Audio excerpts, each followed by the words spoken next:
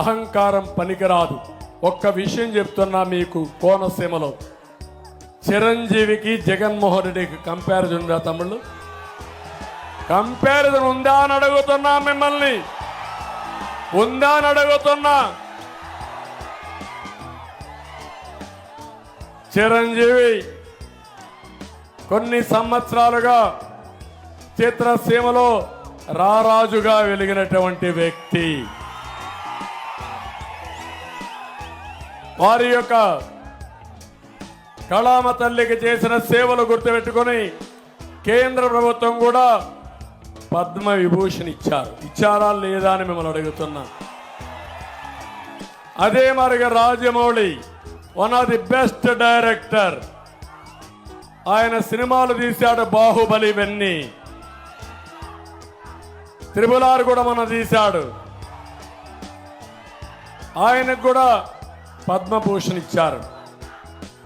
అలాంటి మహామహుల్ని, సినిమా హీరోల్ని పిలిపించి ఇంటి దగ్గర అవమానం చేసిన విధానం ఒక్కసారి మీరు గుర్తుపెట్టుకోవాలి.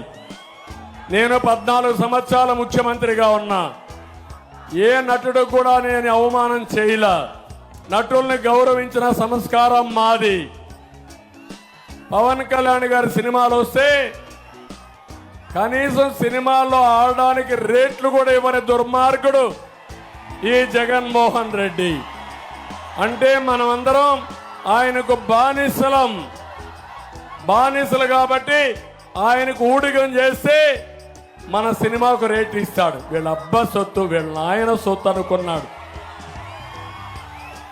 అలాంటిది చిరంజీవి గారిని, సినిమా ఇండస్ట్రీ మొత్తాన్ని అవమానం చేసిన వ్యక్తి, అహంకారైనటువంటి వ్యక్తి ఈ దుర్మార్గుడు. కానీ పవన్ కళ్యాణ్ గారిని నేను అభినందిస్తున్నా, బాలకృష్ణని అభినందిస్తున్నా.